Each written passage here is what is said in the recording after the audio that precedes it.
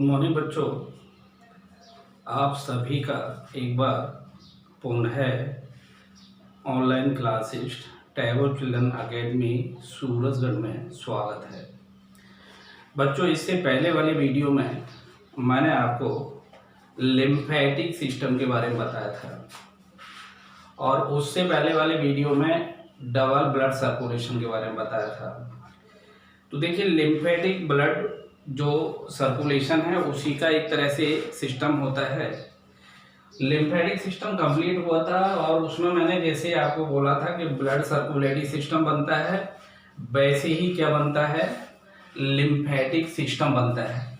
ठीक है, आज अपन यहाँ पर disease related to heart and circulatory system अर्थात हृदय एवं परिसंचरण संबंधी रोग या डिसऑर्डर के बारे में पढ़ेंगे। ब्लड सर्कुलेटरी सिस्टम से संबंधित और हार्ट से संबंधित जो डिसऑर्डर्स हमारे शरीर में क्रिएट होते हैं या जो रोग बनते हैं या विकार बनते हैं, उन्हें हम सर्कुलेटरी डिसऑर्डर या क्या कह रहे होते हैं, disease related to heart and circulatory system कह देते हैं। ठीक है, कई प्रकार की ये हार्ट से संबंधित बीमारियां होती हैं, कई प्रकार की ब्लड से संबंधित बीमारियां होती हैं। यहाँ पर कुछ जो इम्पोर्टेंट हैं उनके नाम दिए गए हैं, जिसमें देखिए सबसे पहले बताया गया है हाइपरटेंशन, जिसे हम दूसरी लैंग्वेज में हाई ब्लड प्रेशर भी कह देते हैं। क्या बताया मैंने पहला, हाइपरटेंशन। हाइपरटेंशन को कह रहे होते हैं उच्च रक्तदाब, या उसे हम कह सकते हैं हाई ब्लड प्रेशर, जिसको बीपी के नाम से भी लोग जानते हैं। ठीक है, तो देखिए उच्च रक्तदाब या हाइपरटेंशन का मतलब क्या होता है। अगर आप सिंपल वे में समझें तो एक सबसे बड़ी चीज ये होती है कि हमारा जो हार्ट होता है, इस हार्ट के अंदर एक कार्डियक साइकिल, और कार्डियक साइकिल में मैंने आपको बताया था दो प्रकार की प्रावस्थाएं होती हैं। एक तो उसमें अनुशीतलन और दूसरा होता है प्राकुंचन। एक को हम कह रहे होते हैं डायस्टॉल और दूसरे को कह रहे होते हैं सिस्टॉल। डायस्टॉल के समय क्या होता है, हार्ट के जो विभिन्न पार्ट्स होते हैं, जिनमें हम आलिंद और निलय का नाम लेते हैं या ऑरिकिल और वेंट्रिकल का नाम ले रहे होते हैं, इनमें ब्लड भरता है और इसमें भी पूरा जो एक साइकिल है उसमें 0.1 सेकंड का समय लगता है। और जब इनमें सिस्टोल होता है, प्राकुंचन होता है, उस समय क्या होता है, हृदय एकदम से संकुचित हो जाता है, एकदम से प्राकुंचित हो जाता है और उसको हम कह रहे होते हैं सिस्टोल। और उस समय जो निलय होते हैं या आलिंद होते हैं वो खाली हो जाते हैं। आलिंद से ब्लड किस में आता है, निलय में, और निलय से किस में चला जाता है, महाधमनी में। ठीक है, तो सिस्टोलिक प्रेशर के द्वारा तो ब्लड कहाँ पर जा रहा है, धमनियों में जा रहा होता है, और जो डायस्टोलिक प्रेशर है उस पर ब्लड कहाँ पर आ रहा होता है, हार्ट के निलय या आलिंद में आ रहा होता है। ठीक है ना, तो हम ये कह रहे होते हैं कि एक जो हेल्दी पर्सन होता है या एक कोई स्वस्थ व्यक्ति होता है, उसमें यदि हम देखें तो उस व्यक्ति के अंदर प्राकुंचन और अनुशीतलन का जो दाब होता है धमनियों में, या हम कह सकते हैं प्राकुंचन और अनुशीतलन के समय धमनियों में जो दाब रहता है वो वहां पर 120 mmHg और 80 mmHg। अगर वहां पर सिस्टोल है तो वो कितना रहेगा, 120 mmHg, और अगर वहां पर डायस्टोल है तो वो कितना रहता है, 80 mmHg। और ये एक नॉर्मल या सामान्य अवस्था कही जा सकती है। इसको हम एक वयस्क और स्वस्थ व्यक्ति में इसको स्टैंडर्ड मानते हैं। लेकिन अगर उसी व्यक्ति में जो डायस्टोल है वो तो 80 से बढ़कर के 90-95 mmHg हो जाए, और जो सिस्टोल है वो 120 से बढ़कर के 140-150 mmHg हो जाए, और ये स्थिति लगातार बनी रहे। लगातार का मतलब क्या होता है, लंबे समय तक अगर ये स्थिति रहती है तो it is called as hypertension इसी को हम उच्च रक्तदाब कह देते हैं, जो हमारे लिए बहुत ही घातक होता है, हानिकारक होता है, हार्मफुल होता है। ठीक है ना। और अगर सामान्य स्थिति है तो हमारा जो डायस्टोल और सिस्टोल है वो कितना होगा, 120/80 mmHg। क्लियर हो गया। अगर इससे ये कम हो जाता है तो उसको हम क्या कहेंगे, लो ब्लड प्रेशर कह रहे होते हैं, उसको हाइपोटेंशन कह रहे होते हैं। और लो ब्लड प्रेशर में क्या होगा, फिर शरीर के विभिन्न भागों में ब्लड की सप्लाई पर्याप्त मात्रा में नहीं हो सकती है, और इस कारण से भी व्यक्ति को हार्मफुल इफेक्ट या घातक इफेक्ट हो सकते हैं। ठीक है। हालांकि देखिए, ब्लड प्रेशर का बढ़ना और ब्लड प्रेशर का घटना दोनों ही हानिकारक है, लेकिन ब्लड प्रेशर का घटना भी बहुत ज्यादा हानिकारक होता है। It is very difficult to control it, बहुत ही डिफिकल्ट हो जाता है इसको कंट्रोल करना। और दोनों के जो सिम्टम्स होते हैं, दोनों के जो लक्षण होते हैं, वो लगभग एक जैसे होते हैं। हाई ब्लड प्रेशर होता है तब भी तेजी से पसीना होता है, व्यक्ति एकदम से अनकॉन्शियस हो जाता है। और जब लो होता है ब्लड प्रेशर, उस समय भी क्या होता है, पसीना आता है, लेकिन उस समय बॉडी एकदम से चिल हो जाती है, बॉडी एकदम से ठंडी हो जाती है। तो इसलिए देखिए, यहाँ पर दो चीजों का ध्यान बहुत रखना जरूरी है। कई बार व्यक्ति ब्लड प्रेशर लो हो रहा होता है, और क्योंकि जो सिम्टम है वो लगभग हाई ब्लड प्रेशर के समान ही होते हैं, वो देखता है कि पसीना आ रहा है, तो उस कारण से उस व्यक्ति को क्या करते हैं, वो बीपी की टैबलेट दे देते हैं। और वो बहुत हानिकारक, क्योंकि ब्लड प्रेशर कम है उस समय, और बीपी की टैबलेट देते ही और कम हो जाता है, तो व्यक्ति वो बहुत जल्दी कोलैप्स कर जाता है, और फिर उसको रिकवर कराना बहुत मुश्किल होता है। अर्थात उस कंडीशन में कार्डियोलॉजिस्ट भी उसको इजीली अटेंड या हैंडल नहीं कर पाते। ठीक है। इसलिए लो ब्लड प्रेशर भी कंट्रोल करना बहुत डिफिकल्ट होता है। तो इसी को हम कह रहे होते हैं हाई ब्लड प्रेशर। क्या बताया था मैंने, एक सामान्य स्वस्थ व्यक्ति में जो धमनी के अंदर दाब होता है वो सिस्टोलिक दाब के रूप में कितना होगा, 120 mmHg, और डायस्टोलिक दाब के रूप में कितना होगा, 80 mmHg।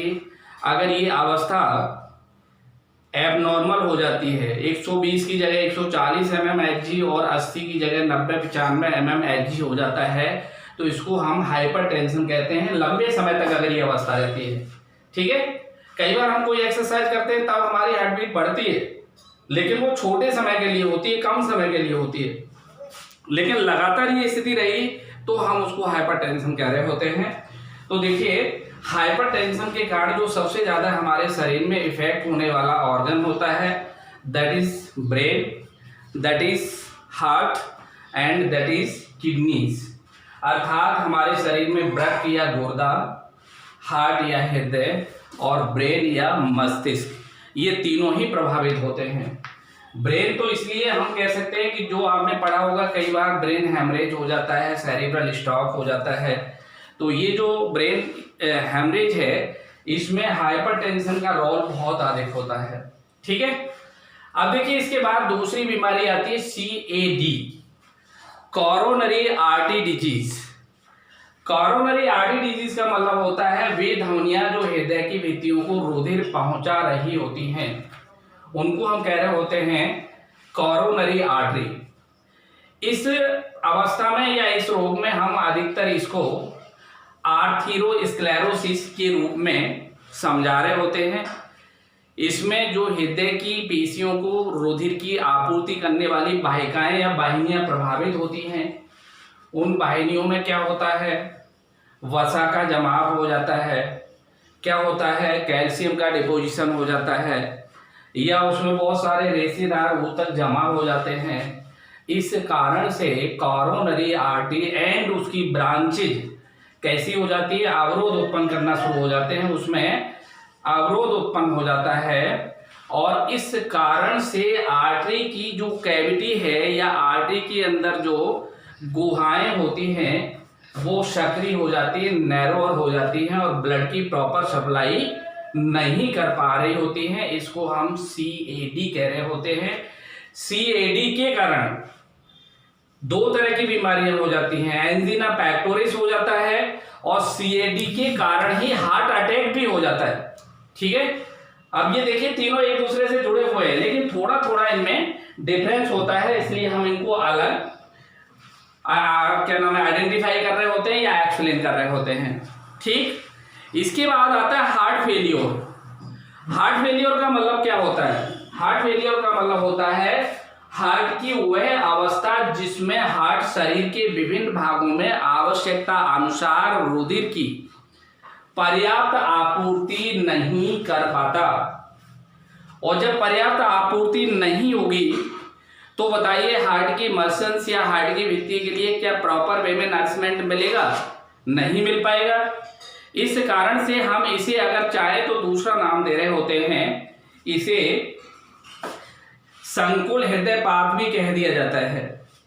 इसका जो प्रमुख लक्षण है वो लंग्स में संकुचन हो जाना है। जो हमारे फेफड़े हैं वो क्या होते हैं? संकुचित हो जाते हैं। इसका एक प्रमुख लक्षण है ये किसका? हार्ट फेलियर का। ठीक है, और इस कारण से कौन सा रोग हो जाता है? इसमें आर्टेरियोस्क्लेरोसिस हो जाती है, या फिर हम कह सकते हैं कि इसके कारण क्या होगा? जो हार्ट फेलियर है, ये जो हार्ट फेलियर और हार्ट अटैक में जो अंतर होता है वो अंतर क्या होता है? वो अंतर ये होता है कि हार्ट फेलियर में जो हृदय की पेशियां होती हैं या हार्ट मसल्स होती हैं उनको क्या होता है? पर्याप्त रुधिर की सप्लाई न होने के कारण वो क्षतिग्रस्त हो जाती है। लेकिन जो हार्ट अटैक होता है उसमें क्या होता है? उसमें एकदम से जो हार्ट बीट है वो रुक जाती है, सडन रुक जाती है, तो वो तो हार्ट फेलियर है, वो हार्ट अटैक है। और हार्ट फेलियर में क्या है कि अचानक हमारे हृदय की पेशियों की रुधिर की सप्लाई बंद हो गई।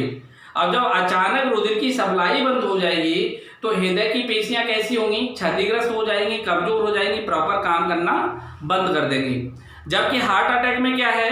हार्ट अटैक में कोरोनरी थ्रोम्बोसिस के द्वारा वहां पर रुधिर की सप्लाई हो ही नहीं रही है। इस कारण से जो हार्ट मसल्स हैं उनमें ट्विस्टिंग होना शुरू हो जाती है और एक तरह से चेस्ट पेन क्रिएट हो जाता है। It is symbol of angina. हृदय शूल कह रहे होते हैं, कांटे जैसे हार्ट में चुभना शुरू हो जाते हैं, सांस लेने में या ब्रीदिंग प्रोसेस बहुत ज्यादा प्रॉब्लम क्रिएट कर रही होती है। तो उस कंडीशन में उसको हम हार्ट अटैक या मायोकार्डियल इन्फेक्शन कह रहे होते हैं। Myocardial infection. ठीक है, अब देखिए फोर्थ आता है एंजाइना।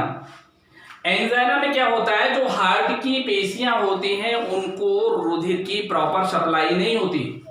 और वो सप्लाई क्यों नहीं होती है? कोरोनरी थ्रोम्बोसिस के कारण। कोरोनरी थ्रोम्बोसिस का मतलब होता है कि जो हृदय धमनी होती है उसमें रुधिर का थक्का बन जाता है, या वो नैरोअर हो जाती है, या वो संकुचित हो जाती है। इस कारण से हार्ट मसल्स या हृदय पेशियों को ऑक्सीजन नहीं मिल पाता, और due to lacking of oxygen heart muscles will be twisted. कैसी हो जाती हैं? ऐंठन करना शुरू कर देती हैं, ऐंठने लग जाती हैं। और वो जो ऐंठन होती है उस कारण से चेस्ट या हृदय में पेन क्रिएट हो जाता है, और जो हमारे शोल्डर्स होते हैं, कंधे होते हैं, उनमें भी असहनीय दर्द होना प्रारंभ हो जाता है। It is the symbol of angina pectoris, जिसको हम हिंदी में क्या कह रहे होते हैं? हृदय शूल। शूल का मतलब क्या होता है? कांटा। अर्थात जो हार्ट होता है उसमें ऐसा लगता है जैसे कांटे जैसे चुभ रहे हैं, बहुत ज्यादा उसमें प्रिंकिंग होती है, बहुत ज्यादा उसमें सीवियर पेन क्रिएट हो जाता है। ठीक है, अब देखिए इसमें भी ये कंडीशन आती है कि इसमें भी आर्टेरियोस्क्लेरोसिस हो जाती है। आर्टेरियो का मतलब क्या है? धमनी। स्क्लेरोसिस का मतलब है बंद हो जाती है, उसमें एथीरोमेटस हो जाता है, पपड़ी बन जाती है, थ्रोम्बस हो जाता है, एम्बोलस बन जाते हैं।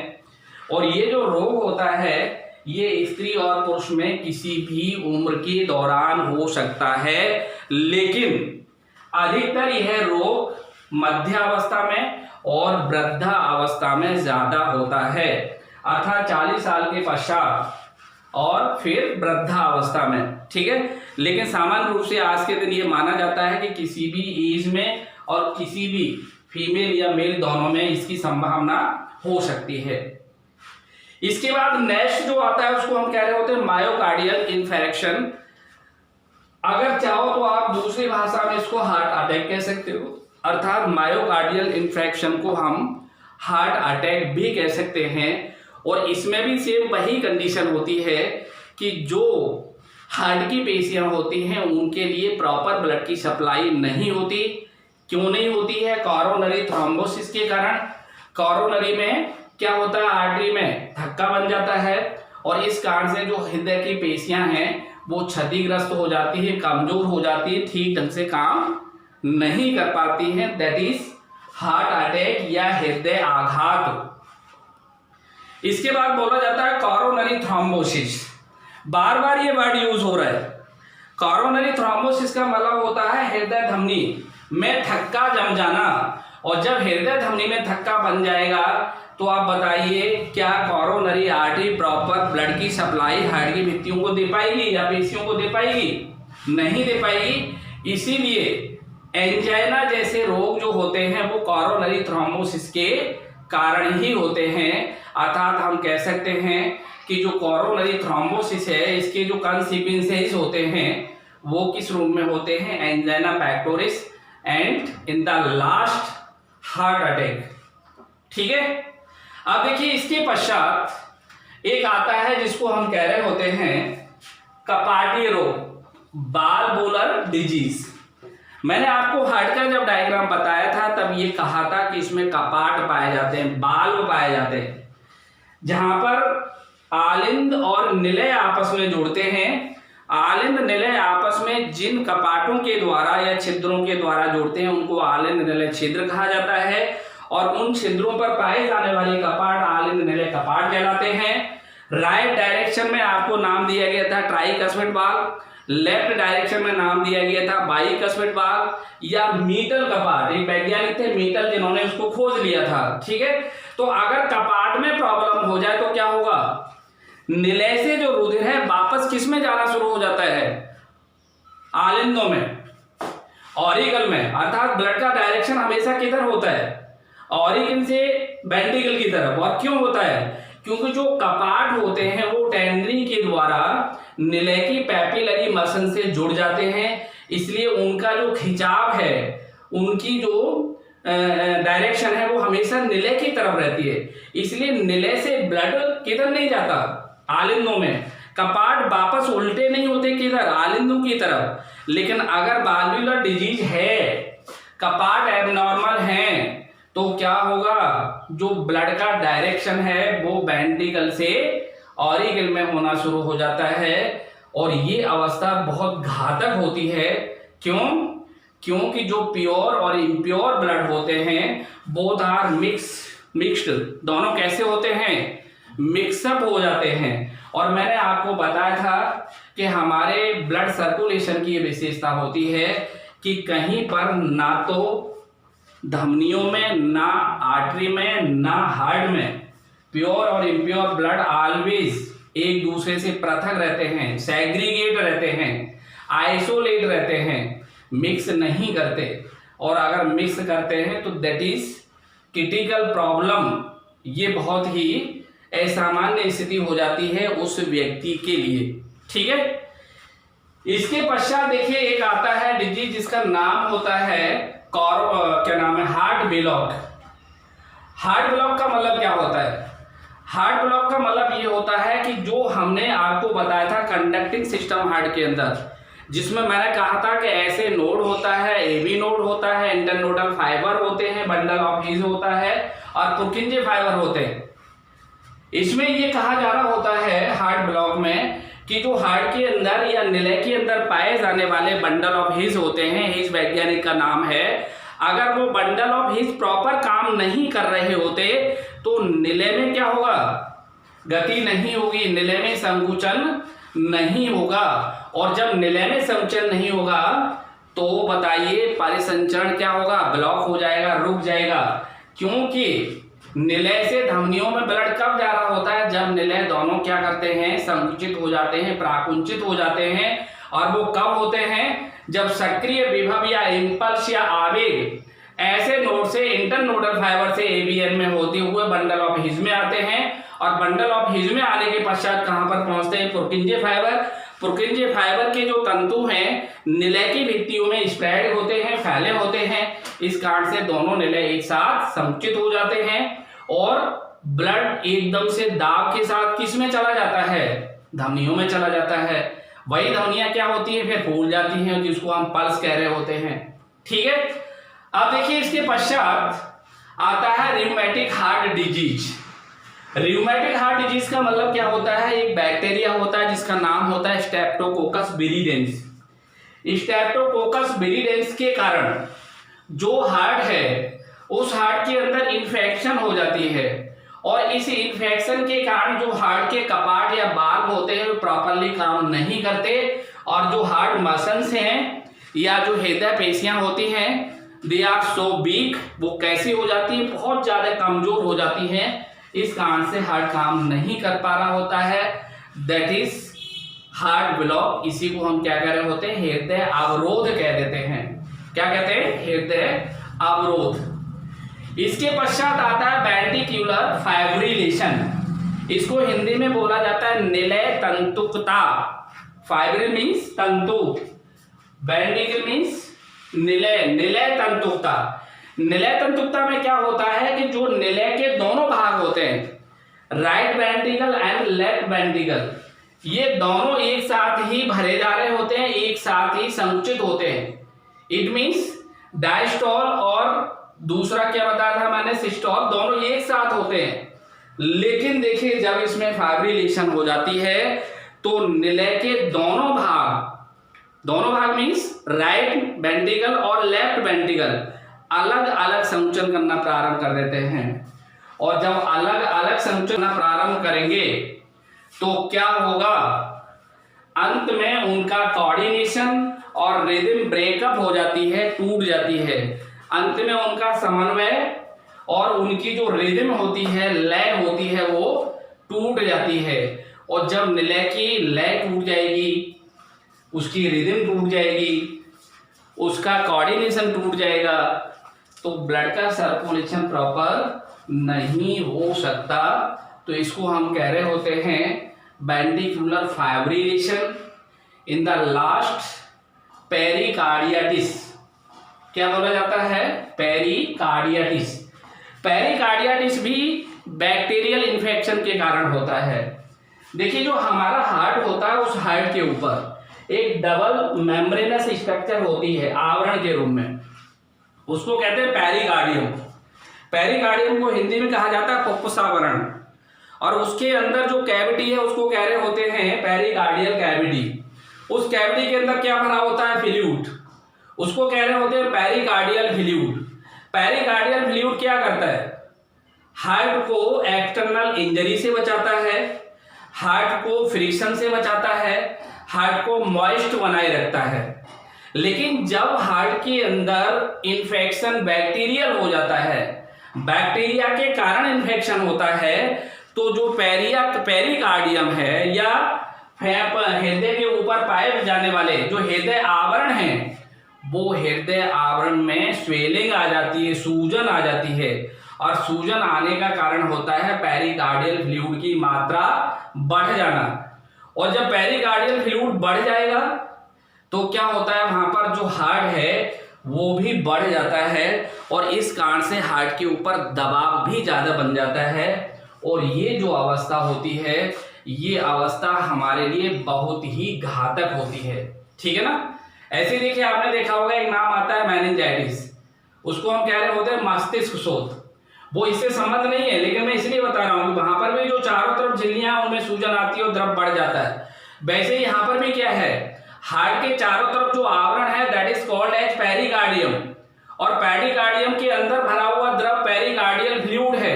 पेरिकार्डियल फ्लूइड की जब मात्रा बढ़ेगी तो प्रेशर को क्रिएट करेगा, तो इस कारण से क्या होता है, हार्ट के ऊपर दबाव बन जाता है और उस दबाव के कारण जो हार्ट है वो प्रॉपर अपना फंक्शन नहीं कर पा रहा होता है। और इस कारण से ये अवस्था बहुत ही लीथल होती है, अर्थात बहुत ही घातक हो जाती है।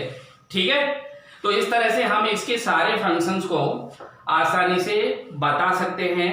और देखिए अगर आप ब्लड सर्कुलेशन पूरा पढ़ लिए, ब्लड सर्कुलेशन पूरा आपने तैयार किया है, हार्ट की आपके दिमाग में इमेज है, हार्ट का आपके दिमाग में स्ट्रक्चर है, हार्ट के सारे पार्ट्स आप जानते हैं, तो देखिए इससे हमें लगभग पूरी बॉडी के बारे में पता लग जाता है। और जितनी भी एबनॉर्मलिटी है अधिकतर उनको हम आइडेंटिफाई भी किससे कर रहे होते हैं, ब्लड के माध्यम से ही कर रहे होते हैं। आपने देखा होगा जितनी भी डिजीज हैं, डॉक्टर के पास जाओगे अधिकतर वो क्या करेगा, ब्लड से संबंधित जांच लिखता है, ठीक है। और वो जो ब्लड से संबंधित जांचें हैं उन जांचों के आधार पर ही हम क्या करते हैं, उसको ट्रीट कर रहे होते हैं। क्योंकि जो ब्लड है, ब्लड के अंदर जो कंपोनेंट हैं, ब्लड हार्ट है, हार्ट के अंदर जो विभिन्न वेरियस पार्ट्स हैं उनके आधार पर जो नॉर्मल सी है और जो एबनॉर्मल सी है उसको हम आइडेंटिफाई कर लेते हैं। इस कारण से एबनॉर्मल और नॉर्मल जो भी बिहेव होता है हार्ट का वो आसानी से हमें पता लग जाता है, ठीक है। अब देखिए इसमें सबसे पहले मैंने बताया था हाइपरटेंशन, बोला था, क्या बोला था इसमें, देखिए सामान्य स्वस्थ मनुष्य में क्रम से प्राकुंचन, जिसको हम कह रहे होते हैं सिस्टोल, ठीक है, संकुचन होना, और अनुशीतलन जिसको कह रहे होते हैं विश्रांति अवस्था, जिसमें ब्लड भरा जा रहा होता है, के समय जो धमनी में दाब होता है क्रम से 120 तथा 80 mmHg के बराबर होता है। ये हमारा नॉर्मल बीपी है। और जब धमनी रुधिर का प्राकुंचन दाब 140 या इससे अधिक तथा अनुशीतलन दाब 80 mmHg से अधिक मीन्स 90-95 mmHg हो जाता है और लगातार बना रहता है, तब इसे हम हाइपरटेंशन या हाई ब्लड प्रेशर कह देते हैं, ठीक है। और इसका सबसे ज्यादा जो इफेक्ट पड़ता है वो हमारे हार्ट पर पड़ता है, ब्रेन पर पड़ता है और किडनीज पर पड़ता है, ठीक है ना। इसका जो एडवर्स इफेक्ट है हाइपरटेंशन का, ये किसके ऊपर आएगा, हार्ट पर, ब्रेन पर और किडनीज पर, ठीक है ना। इसके पश्चात आता है CAD, कॉरोनरी आर्टरी डिजीज। मैंने कहा था कि यह रोग एथेरोस्क्लेरोसिस के रूप में बताया जा रहा होता है। इसमें हृदय पेशी को रक्त पहुंचाने वाली जो वाहिनियां होती हैं वो प्रभावित हो जाती हैं। इन धमनियों में ऐसा क्यों होता है, क्योंकि वसा, कैल्शियम और रेशेदार ऊतक जम जाते हैं, इसलिए धमनी की जो गुहा है वो सक्रिय हो जाती है। तो क्या ये प्रॉपर ब्लड दे पाएगी हृदय पेशी को, नहीं दे पाएगी, ठीक है। इसके पश्चात आता है हार्ट फेलियर। हार्ट फेलियर में मैंने बताया था कि इस अवस्था में जो हार्ट होता है ये शरीर के विभिन्न भागों में आवश्यकता अनुसार पर्याप्त ब्लड की आपूर्ति नहीं कर पाता। और जब ब्लड पर्याप्त नहीं मिलेगा तो आप बताइए हार्ट प्रॉपर काम करेगा क्या, नहीं कर सकता। इसको हम चाहें तो संकुलित हार्ट फेलियर भी कह देते हैं। और इस बीमारी का जो प्रमुख लक्षण होता है, मेन सिम्टम होता है, वो लंग्स का कांटेक्ट कर जाना होता है, संकुचित हो जाना होता है। हार्ट फेलियर और हार्ट अटैक दोनों को अगर हम कंपेयर करें तो जो हार्ट फेलियर है वो हार्ट अटैक की भांति नहीं होता। हार्ट अटैक में क्या होता है, जो हृदय धड़कन होती है वो एकदम बंद हो जाती है, एकदम रुक जाती है। जबकि हार्ट फेलियर में क्या होगा, जो हृदय की पेशी है उसके लिए जो ब्लड की सप्लाई हो रही होती है वो सडन ऑफ रुकती है और अपर्याप्त मात्रा में होती है, तो हार्ट मसल्स को जो क्षति है वो पहुंचती है। इसी के कारण हार्ट काम करना बंद कर देता है, that is called as heart failure. तो इसलिए कई बार पूछा जाता है कि हार्ट फेलियर और हार्ट अटैक में क्या अंतर है, तो लोग कह रहे होते हैं कि नहीं, हार्ट फेलियर भी एक ही होता है और हार्ट अटैक भी एक होता है। दोनों में अंत में बात एक ही है कि दोनों का काम करना बंद हो रहा है, लेकिन हार्ट अटैक में हार्ट बीट सडन बंद हो रही है, जबकि हार्ट फेलियर में क्या हो रहा है, अचानक ब्लड की सप्लाई रुक रही है, ठीक है ना।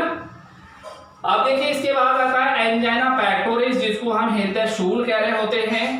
इस रोग में हार्ट की जो भित्ति है उसके लिए सही तरह से रक्त नहीं मिलता, क्योंकि जो कोरोनरी धमनी है, कोरोनरी आर्टरी है, उसमें थ्रोम्बोसिस हो जाता है, थक्का बन जाता है, ब्लड की क्लॉटिंग हो जाती है। और जब वो धमनी जो रुधिर ले जा रही है हार्ट की भित्ति के लिए, उसमें जब क्लॉटिंग हो जाएगी तो हृदय पेशी को O2 नहीं मिलेगा, और जब O2 नहीं मिलेगा तो लैकिंग ऑफ O2 जो हार्ट की मसल्स होती हैं ये क्या होती हैं, ट्विस्ट करना शुरू कर देती है, इनमें ऐंठन होना शुरू हो जाती है। इस कारण से चेस्ट में पेन होता है, शोल्डर्स में बहुत तेजी से पेन होता है, it is symbol of angina. इससे आर्टेरियोस्क्लेरोसिस भी हो जाता है और यह रोग सभी पुरुष और महिलाओं में हो सकता है, किसी भी एज में, लेकिन अधिकतर ये कहा जाता है कि ये वृद्धावस्था और मध्यावस्था में ही होता है। ठीक है, इसके पश्चात आता है मायोकार्डियल इन्फेक्शन या हार्ट अटैक। मायोकार्डियल इन्फेक्शन को ही हम क्या कह रहे होते हैं, हार्ट अटैक कह रहे होते हैं। बहुत सारे लोग इन्फेक्शन कहते हैं, इन्फेक्शन नहीं है, इन्फ्रैक्शन होता है। अब देखिए कोरोनरी आर्टरी है सीए में अवरोध उत्पन्न होने से जो हृदय पेशियां होती हैं को पर्याप्त रुधिर नहीं मिल रहा, और जब पर्याप्त रुधिर नहीं मिल रहा तो पेशियों में क्या होगा, डिटोरिएशन आएगा, क्षतिग्रस्त हो जाएंगे और पूरी क्षमता से कार्य नहीं कर पा रही होती हैं। इसलिए हार्ट क्या होता है, काम करना बंद कर देता है, हार्ट बीट एकदम से रुक जाती है। दैट इज कॉल्ड एज हृदय आघात। इसके बाद आता है कपाटीय रोग। कपाटीय रोग में मैंने कहा था कि हृदय के जो कपाट होते हैं कहां पर लगे होते हैं, दाएं आलिंद दाएं निलय के मध्य, बाएं आलिंद बाएं निलय के मध्य। ठीक है, ये प्रॉपरली काम नहीं कर पा रहे होते हैं। इस कारण से जो ब्लड होता है वो निलय से किधर वापस होना शुरू हो जाता है, आलिंदों में, और जब आलिंदों में निलय से ब्लड जाना शुरू हो जाता है तो जो प्योर और इम्प्योर ब्लड होते हैं वो मिक्सअप हो जाते हैं। ठीक है, और जब ये मिक्सअप हो जाते हैं तो ये बहुत ही हानिकारक अवस्था क्रिएट हो जाती है, जिसे हम वाल्वुलर डिजीज कह देते हैं। इसके बाद आता है कोरोनरी थ्रोम्बोसिस। कोरोनरी थ्रोम्बोसिस का मतलब होता है कि जो हृदय धमनी होती है उसमें थक्का बन जाता है। थक्का बन जाएगा तो हृदय की पेशियों को पर्याप्त रक्त की सप्लाई नहीं होगी, और इसके जो कॉन्सिक्वेंसेस होते हैं उसमें एंजाइना हो सकता है और हार्ट अटैक हो सकता है। कोरोनरी थ्रोम्बोसिस के कारण देखिए कौन सा रोग हो सकता है, एंजाइना रोग हो सकता है जिसको हम हृदय स्थूल कह रहे होते हैं, और कौन सा हो सकता है, हार्ट अटैक हो सकता है, और तीसरा जिसको हम हृदय धमनी रोग कह रहे होते हैं, ये तो है ही कोरोनरी थ्रोम्बोसिस के कारण। इसके बाद आता है हार्ट ब्लॉक।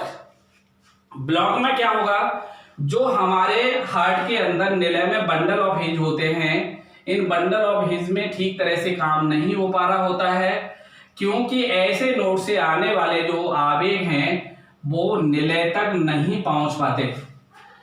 निलय तक जो आवेग पहुंचते हैं, ऐसे नोड कहां पर है, राइट ऑरिकल के अंदर, वहां से इंटरनोडल फाइबर उस आवेग को लेकर के एबीएन में आते हैं, एबीएन से वो आवेग किस में आते हैं, बंडल ऑफ हिज में, और बंडल ऑफ हिज से वो आवेग कहां पर जा रहे होते हैं, पुर्किंजे फाइबर में, और तब निलय की भित्ति में फैल जाते हैं एक साथ, और तब निलय एक साथ दोनों संचित हो जाते हैं। लेकिन जब बंडल ऑफ हिज सही काम नहीं करेंगे तो ऐसे नोड से उत्पन्न होने वाले जो आवेग हैं, इंपल्स हैं या सक्रिय विभव होता है, वो निलय तक नहीं पहुंच पाता। इसके कारण निलय में कोई भी संकुचन या गति नहीं होती, और जो परिसंचरण होता है या सर्कुलेशन होता है वो रुक जाता है।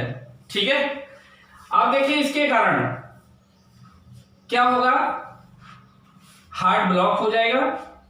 नेक्स्ट है यहाँ पर रियूमेटिक हार्ट डिजीज। रियूमेटिक हार्ट डिजीज का मतलब होता है कि ये भी जीवाणु की इन्फेक्शन से होती है, जिसका नाम होता है स्ट्रेप्टोकोकस विरिडेंस। इसके संक्रमण या इन्फेक्शन से ये रोग होता है। इस रोग के कारण जो हार्ट के कपाट होते हैं या बाल्व होते हैं वो प्रॉपर काम नहीं कर रहे होते। ये एक तो अलग से बीमारी है यहाँ पर वाल्वुलर, यहाँ पर ये किसके कारण हो रही है, ये बैक्टीरियल इन्फेक्शन के कारण हो रही होती है। इस कारण से जो हार्ट मसल्स होती हैं दे आर सो वीक, बहुत कमजोर हो जाती हैं और काम करना बंद कर देती हैं। इसके बाद आता है वेंट्रिकुलर फाइब्रिलेशन। इसको कह रहे होते हैं निलय तंतुकता। निलय के प्रत्येक भाग जिसमें लेफ्ट और राइट होता है, ये पृथक पृथक संकुचन करना शुरू कर देते हैं, जबकि होना क्या चाहिए, दोनों निलय में एक साथ संकुचन होना चाहिए, और इस कारण से अंत में इनका कोऑर्डिनेशन टूट जाता है, रिदम टूट जाती है, और इसमें भी क्या होगा, फिर सर्कुलेशन प्रॉपर नहीं हो पाएगा, और ये बीमारी भी बहुत ही हानिकारक होती है। इसके बाद है पेरिकार्डियाटिस। पेरिकार्डियाटिस जो मैंने लास्ट में आपको बताया था, ये भी जीवाणु के इन्फेक्शन से होता है, बैक्टीरियल इन्फेक्शन के कारण होता है, लेकिन इसके कारण जो पेरिकार्डियम होती है इसमें स्वेलिंग आ जाती है। पेरिकार्डियम क्या होता है? हार्ट के ऊपर पाया जाने वाला डबल मेम्ब्रेनस आवरण, और उस आवरण के बीच में कैविटी को पेरिकार्डियल कैविटी, उसके अंदर जो द्रव है वो पेरिकार्डियल फ्लूइड। तो वहां पर क्या होगा इस कारण से? पेरिकार्डियल फ्लूइड अधिक मात्रा में जमा हो जाता है और इससे हार्ट बढ़ जाता है, और इसके साथ साथ हार्ट पर दबाव भी ज्यादा आ जाता है, क्योंकि उधर तो पेरिकार्डियल फ्लूइड भी बढ़ रहा है, इधर हार्ट की शेप भी बढ़ रही है, तो प्रेशर क्या होगा? हार्ट के ऊपर ज्यादा होगा, ज्यादा बन जाता है, और ये अवस्था बहुत ही घातक होती है, लीथल होती है। ठीक है, okay, it is all about